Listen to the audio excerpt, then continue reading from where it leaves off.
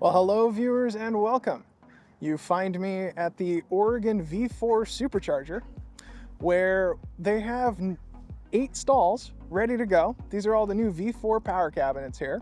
Some interesting things to note while you come here. It is not on yet, but there's nothing here as far as construction goes, so it's easy for you to come see it, take some pictures of it, take a look, see what's here.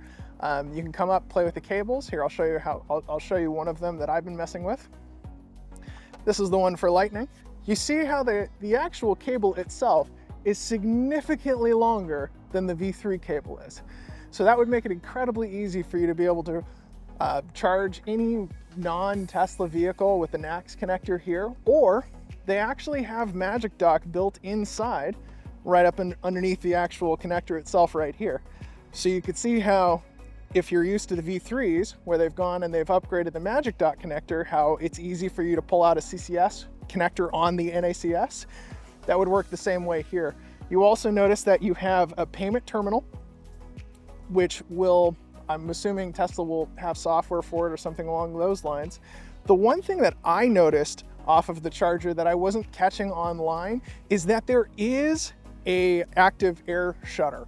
So in other words, if you look on the side of the cabinet here, there's actually the same style active air shutter that's on our vehicles.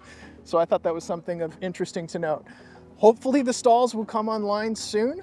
I imagine eventually we'll see them, but we all know how that goes sometimes. I would also like to mention that the power cabinets themselves, there are 2 of them. Power cabinet 1, power cabinet 2. They are the standard V3 cabinets. I did look at the actual plaques for them, and they have a little bit more power outage, but it's not like it's any higher voltage or anything like that. So these aren't like 800 volt cabinets or anything along those lines. We're still looking at the same 400 volts, probably 250 kilowatts for your vehicles.